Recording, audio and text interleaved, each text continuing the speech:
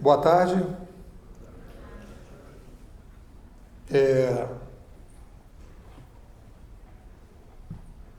Temos 3 palestras de pessoas que não são especificamente da Gartner ou patrocinadores da Gartner. Uma delas é a minha. Eu fui convidado para trazer para vocês uma visão bastante diferente do cenário que está acontecendo hoje em relação à revolução digital. E aí eu acho que tem que situar um pouco. Por que eu vou trazer uma visão diferente? Eu trabalho há 10 anos com internet, trabalho há 20 anos com internet, 22 anos na verdade, tenho uma empresa há 20 anos de consultoria em internet e há 10 anos eu comecei a ver que a compreensão da internet, a complexidade do cenário que a gente tem, é uma complexidade muito mais sofisticada do que eu estava conseguindo oferecer para os meus clientes. Então eu comecei a entrar num processo de consultoria e de capacitação e de estudo, fui fazer um doutorado, etc. E então eu tenho passado nos últimos 10 anos conversando, discutindo, tentando pensar o problema da revolução digital. Então eu vou tentar trabalhar com vocês aqui 2 questões que são as questões fundamentais que eu acho que trazem você para um evento desse porte, um evento de tecnologia no século XXI, que são 2 questões. A primeira questão, o que está acontecendo? Qual é o problema principal? O que está acontecendo no mundo? Para onde nós estamos indo? De onde é que nós estamos vindo e para onde é que nós estamos indo? Essa é a primeira questão. Normalmente as pessoas dizem para onde nós estamos indo, mas não explicam, ou não tentam explicar, ou não conseguem explicar as causas das mudanças que a gente está vivendo. A gente não consegue ver quais são as causas. Se a gente não consegue entender direito quais são as causas, a gente não consegue entender qual é o desdobramento que nós vamos ter. Então a primeira pergunta, para onde é que nós estamos indo? Por que nós estamos indo? Para que lugar que nós estamos indo? E a segunda pergunta é, o que as organizações devem fazer? Na minha avaliação, nós não estamos entendendo o que está acontecendo e nós não estamos tomando os procedimentos que deveríamos tomar nas organizações. E é engraçado dizer isso para vocês, quer dizer, desse evento da Gartner, e a Gartner tem me convidado, porque eu tenho um trabalho como se fosse uma teoria Uber, feita lá na garagem com meus alunos, na rede, pela rede, junto com os meus alunos, trabalhando junto com eles, a gente foi desenvolvendo todo um trabalho bem diferente do que o pessoal tradicionalmente está trabalhando. Então, a primeira questão que eu tenho trabalhado, meu nome é Carlos Nepomuceno, mais conhecido como Nepo. Nepo porque no Brasil, para fazer sucesso, só 4 letras. O cara que passou de 4 letras não faz sucesso no Brasil. Xuxa, Pelé, Zico, Uber.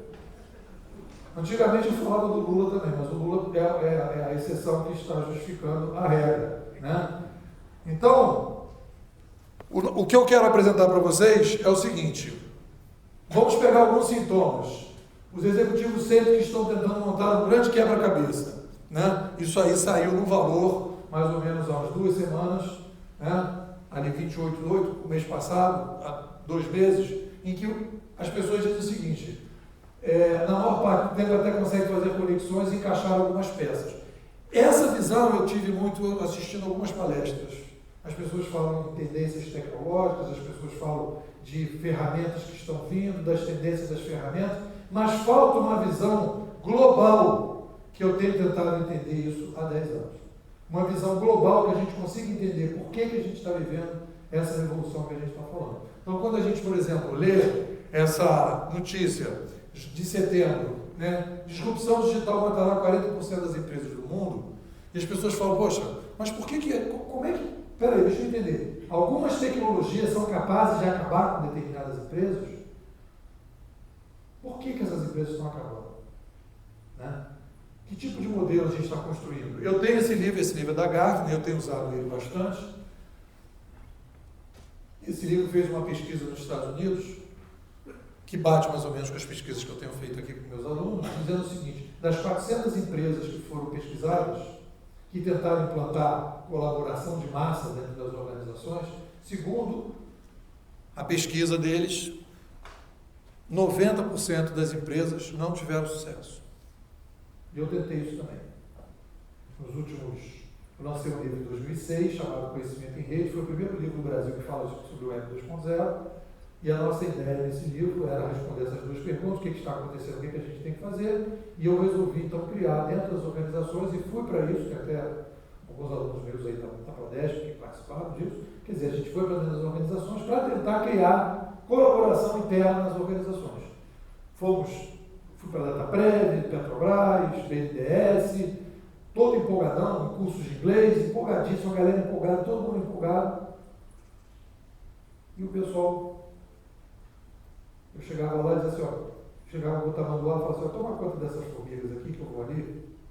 Aí quando voltava, eu perguntava, cadê as formigas? Aí eu tamanho do lado, que formiga?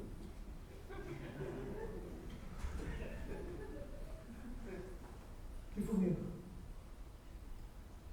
Então, eu vou começar a desenvolver com vocês o seguinte: o meu diagnóstico em relação às organizações atuais é um diagnóstico mais, eu vou usar a palavra radical, mas não no sentido de que, radical no sentido de viajando, porque nós estamos saindo e nós estamos, aí no livro que vocês estão lendo, só os cariocas distribuem livros nas palestras, né? Paulista não distribui, carioca distribui, todo mundo vai receber o livro, vai ter o autógrafo depois da palestra.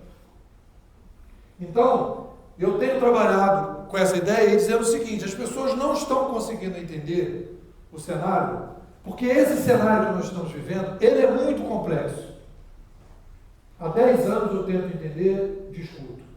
E eu faço um trabalho de análise para pensar o problema, mais ou menos parecido com aquele pessoal da Mente Brilhante, aquele filme Mente Brilhante, que o cara é esquizofrênico, mas ele não quer tomar remédio por conta da matemática, que ele começa a não ter criatividade matemática.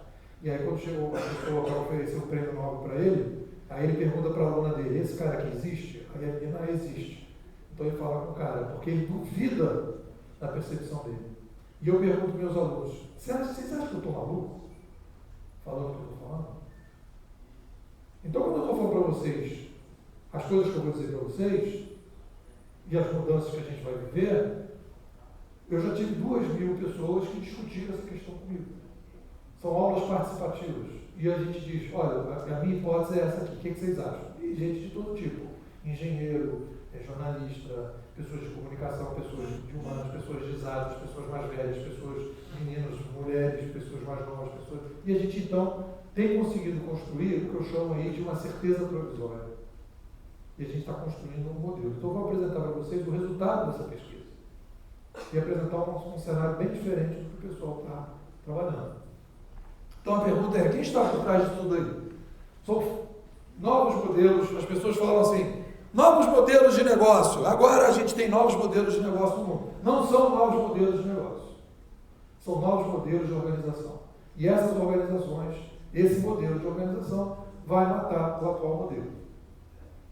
Não é um novo modelo de negócio, é uma nova forma de se organizar as empresas. E na minha avaliação, no médio e longo prazo, todas as organizações vão migrar para este modelo e a gente vai falar um pouco o que é esse novo modelo. O que acontece? As organizações, quando o cara chega aqui, quer assustar o pessoal, quer fazer uma palestra, todo mundo fica nervoso, as pessoas falam, as organizações vão acabar, né? Do jeito que está, tudo vai acabar, 40%, 60%, 30%. Eu já não entro nessa discussão, porque isso fica assim, uma coisa assim, muito solta na cabeça das pessoas. Eu quero dizer para vocês, que dá para comprovar o seguinte, as organizações atuais já estão perdendo valor. Elas não são mais locomotiva, elas viraram vapor. O exemplo, por exemplo, pega a TV Globo. Se a TV Globo, você tivesse ações da TV Globo na Bolsa de Valores, antes do Google, deveria valer R$50. As ações da TV Globo, especificamente da TV Globo, elas devem estar valendo R$15, depois do Google.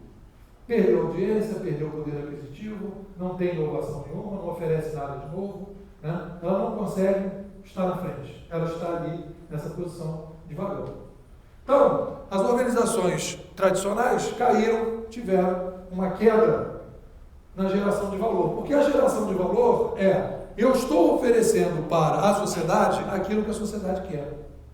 E as organizações tradicionais, elas não estão mais conseguindo oferecer o que a sociedade quer. Então elas estão tentando, em alguns casos, né, se manter não mais na base da oferta e do voluntário. Ela está tentando se oferecer, como é o caso das cooperativas de táxi, como é que foi o caso dos taxistas contra o Uber. As pessoas querem usar as leis, as normas, as regras, né, as imposições e não mais o convencimento do consumidor. As empresas 3.0, e aí quando as pessoas falam, 2.0, 3.0, as pessoas falam 2.0, eu vou apresentar os slides. 2.0, 3.0 é o quê? Nosso mundo, o ser humano gesticulado, depois ele começou a falar e escrever, é o segundo, 2.0, 3.0 é o digital. Depois eu vou detalhar isso, então eu trabalho com esses dois conceitos. O 2.0 é o que a gente está saindo e 3.0 é o que a gente está entrando. Então, como se fosse um médico, eu vou diagnosticar para vocês o que está acontecendo. Eu sou curador de um grande debate que está sendo feito no Brasil, num debate Uber, nas garagens, dentro de um determinado ambiente em que as pessoas, está aí na internet, está no meu canal do YouTube, está no meu SlideShare, está no meu blog, as pessoas leem, todo mundo tem acesso, mas a maior parte da pessoa não tem acesso a esse tipo de informação, porque é assim que funciona. Né? Do nada as coisas acontecem, e as coisas acontecem independente de estar aparecendo na mídia, independente de todo mundo estar dizendo, comentando, de repente você tem uma coisa que vai crescendo. Então, eu queria só fazer um comentário, e vou falar do diagnóstico e vou falar da metodologia, porque o meu objetivo não é fazer o diagnóstico. Teve uma época que eu tinha o diagnóstico e não tinha a metodologia. Hoje eu tenho o diagnóstico e tenho a metodologia. Né? Então, esse método científico Uber, qual foi o método que eu usei para a gente chegar a essas conclusões? Primeiro, 20 anos de pesquisa como empreendedor. Então, eu não sou o pesquisador que veio ao mercado. Eu sempre estive no mercado e fui estudar porque eu percebi que o mercado não era capaz de entender o que estava acontecendo. Pesquisa feita sempre online. Todas as minhas aulas, todas as palestras, inclusive essas, são gravadas e colocadas na internet. Ou seja, o número de pessoas que assistem, o número de pessoas que criticam, o número de pessoas que dizem que não tem nada a ver, o número de pessoas que sugerem determinadas coisas é muito maior, é aberto. Construída dentro das organizações. Eu não fui para a universidade, eu não voltei para a universidade.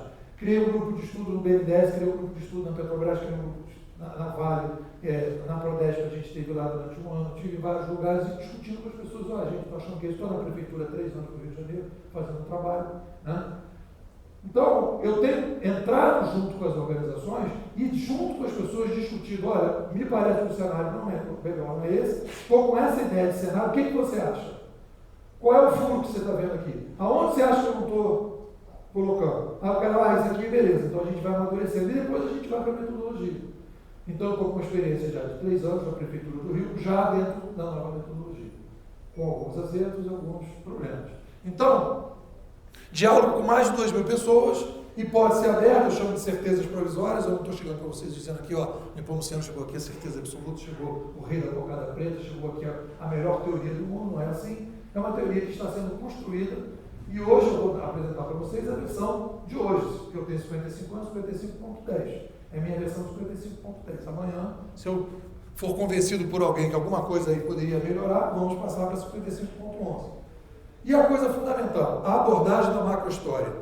Não dá para entender a internet no contexto da microhistória. A internet é um fenômeno macrohistórico, que acontece de uma maneira muito rara na sociedade. E se não entender a macrohistória, não vai conseguir entender a internet.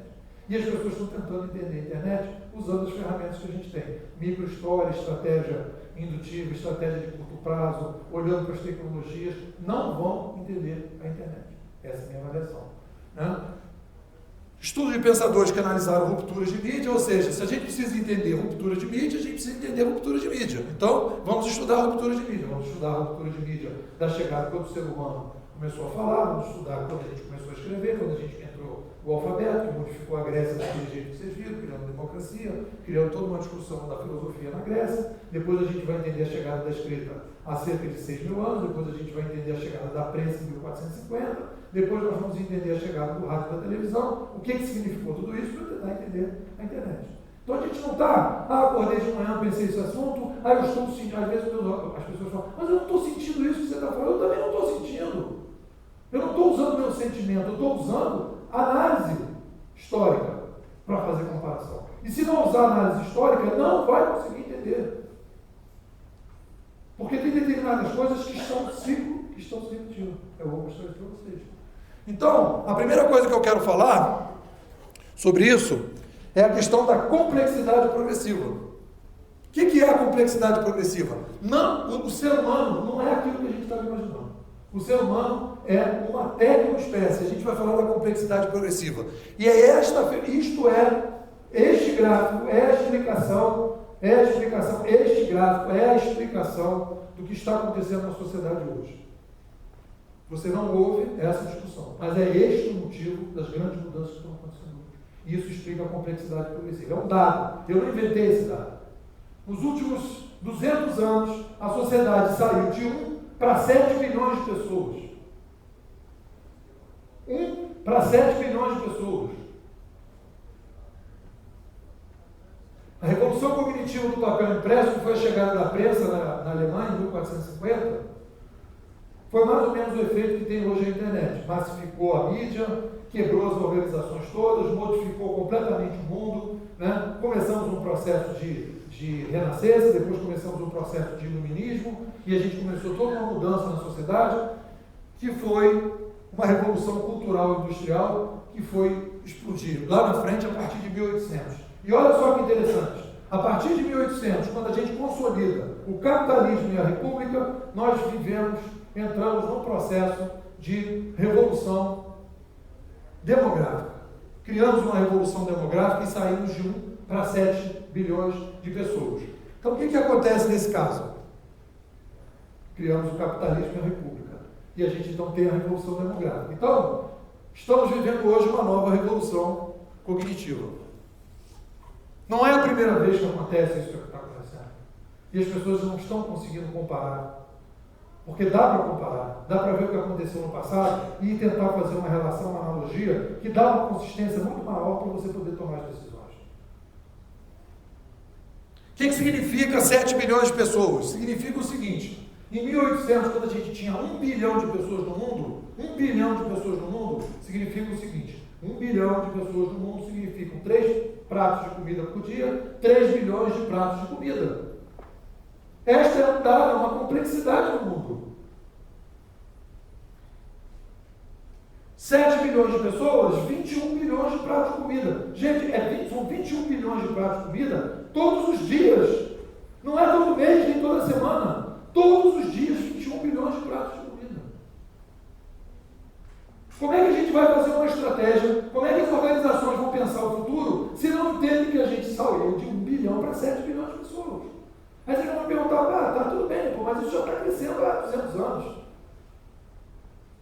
E é isso que é a grande mudança. Nossa complexidade progressiva é o seguinte: chega um determinado momento que o barraco fica muito pequeno e a gente precisa fazer uma reforma grande no barraco. E como é que a gente faz a reforma no barraco? Criando uma nova mídia, criando novos tecnocódigos. As pessoas estão falando muito aí, a gente está criando o mundo dos algoritmos, agora a tendência são os algoritmos. Algoritmo como? Dentro do quê?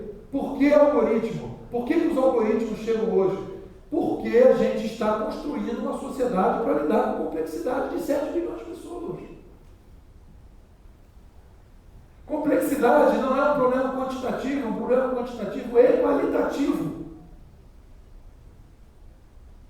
Aqui, certamente eu tenho aqui, de 34 a 45 número de sapatos de vocês. Isso é complexidade. Como é que eu vou saber quantos sapatos eu vou fazer? Quais são as cores de sapato? Que tipo de sapato eu vou fazer? As calças são totalmente diferentes, as camisas são diferentes. Os óculos que vocês usam são diferentes, eu tenho que fazer. Tudo isso esbarra em quem? Nas organizações. As organizações, eu ia dizer para vocês que as organizações, elas estão com câncer, mas não é bem isso que está acontecendo. Não é que as organizações estão com câncer. É como se fosse assim, aquele filme Perdido em Marte. A atmosfera mudou. E as organizações foram criadas para viver numa atmosfera e a atmosfera está mudando. Então, isso é a complexidade progressiva. Isso a macrohistória mostra para a gente. Nós temos há 70 mil anos, o surgimento da fala, o surgimento da escrita, do papel impresso e o computador e a internet.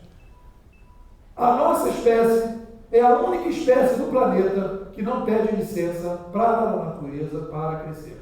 Todas as outras espécies são limitadas demograficamente. A nossa espécie não é limitada demograficamente. A nossa espécie, ela cresce como a gente tem crescido e tem um preço esse crescimento. O preço desse crescimento é que num determinado momento, numa determinada hora, nós vamos ter que criar um determinado tipo de nova mídia e essa nova mídia vai mudar completamente o modelo e a estrutura da sociedade.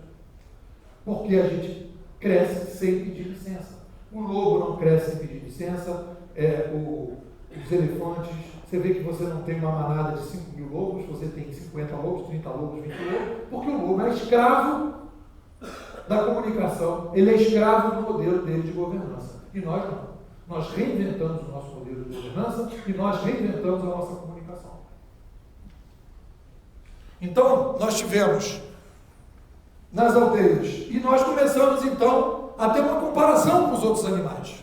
Nós temos uma comparação com os outros animais. Qual é a comparação? A aldeia, a gente tinha uma oralidade, depois a gente passou para a escrita nos bandos, fomos crescendo, escrita impressa manadas, fomos crescendo, e hoje nós estamos indo para o mundo das formigas.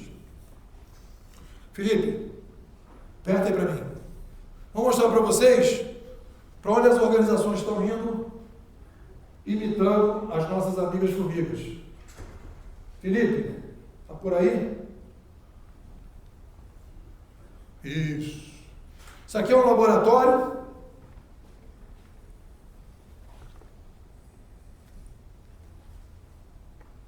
Isso aqui, as formigas, elas têm um outro modelo de comunicação, que é o que nós estamos criando agora, quando as pessoas estão falando de algoritmo, nós estamos simulando as formigas. Então, isso aí o cara bota fogo na floresta para mostrar como as formigas são dependentes da conexão química dos rastros embaixo. Quando a gente era um modelo pequeno de poucas pessoas, de poucos elementos, a gente podia viver brincando de manada. Só que a gente agora está migrando para o ambiente das formigas. Quando a gente fala, e o pessoal diz, que a gente está caminhando para os algoritmos, etc. Na verdade, nós estamos simulando a possibilidade, que não é natural, obviamente, de um formigueiro. Então as formigas perderam a conexão, né? Ficam aí desesperadas, babando pelo chão, não sabem para onde é que vão, né? Estão querendo WhatsApp, não tem, estão querendo entrar no Facebook, também não tem, começa a se perder, até que volta a conexão. Todo mundo está feliz, todo mundo está satisfeito, alegria geral, e todo mundo vai para dentro do formigueiro. Então as formigas, são milhões de formigas, se entendem na base do rastro. Então aí você tem uma formiga curtindo um vídeo no YouTube, só que ela não tem um gerente para mandar um telefonema e dizer, achei um vídeo aqui no YouTube legal, manda para o gerente divulgar. O que ela faz? Ela vai curtir o vídeo. Ela está curtindo. Ela está dando estrelinha para o vídeo. Ela está marcando aquele vídeo. Ela está dizendo, esse vídeo aqui é legal. Ela não precisa avisar para as outras formigas, né? Ela não precisa ter um gerente para avisar. O que ela vai fazer? Ela marca, depois ela faz, aí tudo bem, ela tem um WhatsApp rápido, mas ela de qualquer maneira, a coisa mais importante é que ela deixou o rastro. É o rastro que quebra a necessidade do líder alfa. E aí a gente tem o modelo Waze, que é exatamente igual ao que a gente está falando. O Waze simula exatamente aquilo que eu mostrei das formigas. Você não tem um gerente, você não pode ter um helicóptero rodando da CBN, então o que você tem? Você tem um carro que tem uma possibilidade de deixar o rastro, esse rastro ele vê a polícia e diz, opa, marquei, e vai, e já avisa, e as coisas vão funcionando, e a gente começa então a trabalhar num novo modelo. A gente está saindo do modelo do líder alfa das manadas e está indo para o modelo do formigueiro e das formigas. Então, quando a gente está falando de algoritmo, quando a gente está falando de participação, quando está falando de colaboração, de novas empresas, de novos negócios, o que na verdade está gerando valor é a gente ir e a gente começar a poder trabalhar dentro do ambiente, do modelo que os insetos estão fazendo isso há milhares de anos. Por que a gente está fazendo isso? Porque somos 7 bilhões de pessoas. Se a gente continuasse com 1 bilhão de pessoas, a gente não estaria brincando de formiga, a gente continuaria brincando de manada. Então a gente está brincando de formiga por uma necessidade demográfica. E é esse o macro cenário para onde as organizações estão indo. Então o que acontece? Uma revolução. Vamos fazer o diagnóstico. Vivemos uma revolução cognitiva disruptiva. Ela não é uma revolução cognitiva incremental, como foi a revolução cognitiva do papel impresso. Nós estamos introduzindo novos tecnocódigos. E a grande novidade dessa revolução cognitiva, diferente da revolução cognitiva do papel impresso, é que esta revolução cognitiva tira a gente do ambiente das manadas e joga a gente para uma outra espécie animal.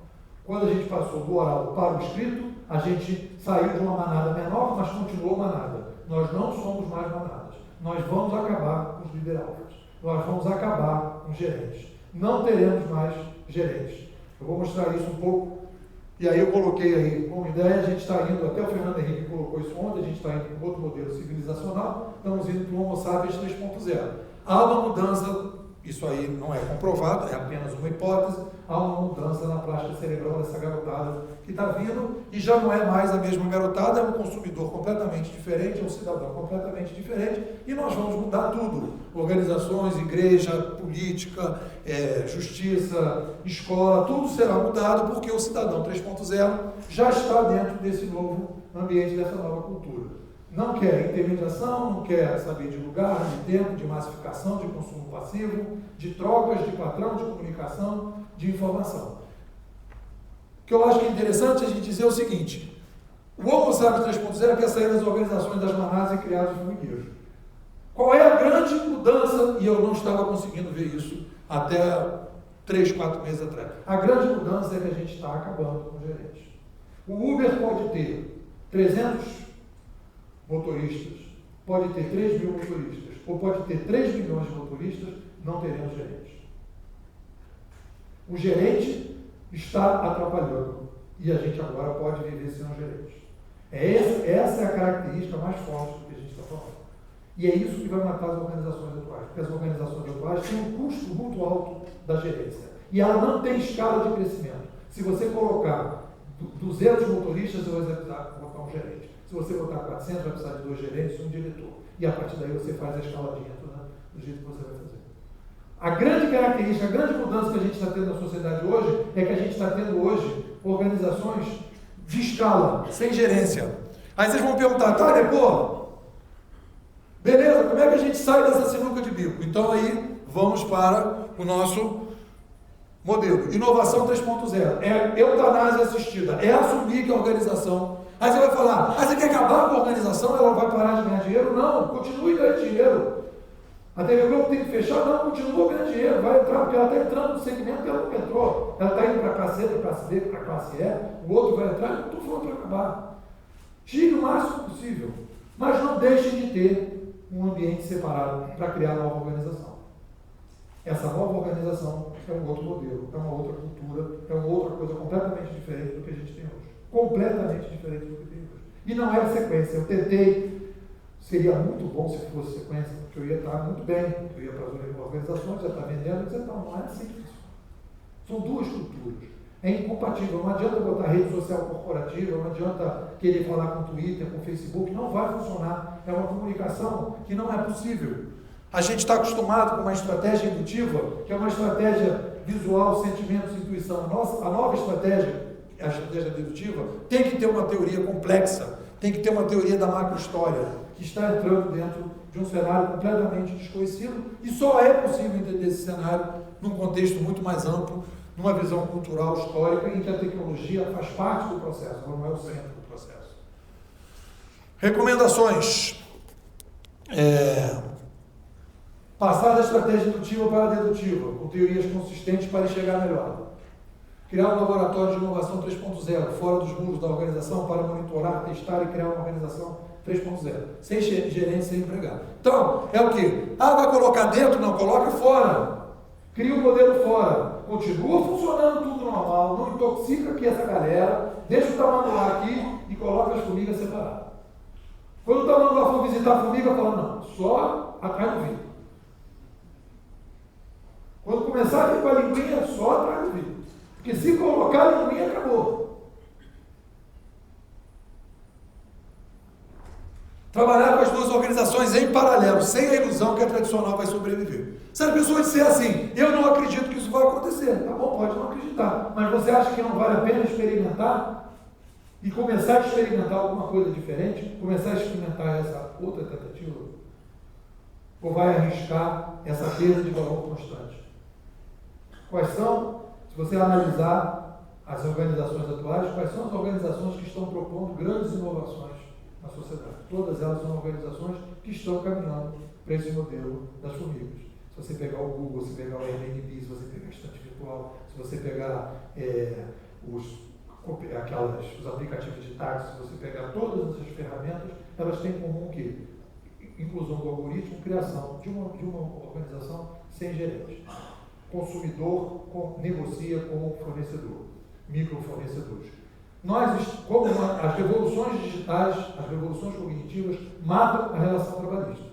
A revolução da prensa acabou com o servo e o escravo, e a nossa revolução vai acabar com o modelo patrão-empregado. Vão ser microempreendedores se relacionando direto. Tem uma entrevista no Uber, se vocês quiserem, muito interessante, que o cara diz o seguinte: para mim, o meu cliente é o motorista e o passageiro. O que o Uber faz? Ele é uma plataforma que ajuda as pessoas a fazerem suas relações de negócio. Só. Ela não é obrigada, ela não é uma gestão. Nós estamos acabando com a gestão, nós estamos indo para a curadoria. As plataformas que estão sendo criadas, elas não entregam.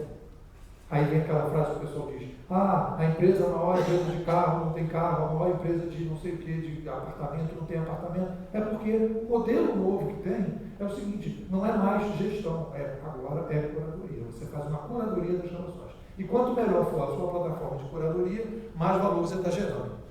Distribuí o livro para vocês, e depois da nossa palestra, quem tiver interesse vai ter o autógrafo ali no final. Muito obrigado.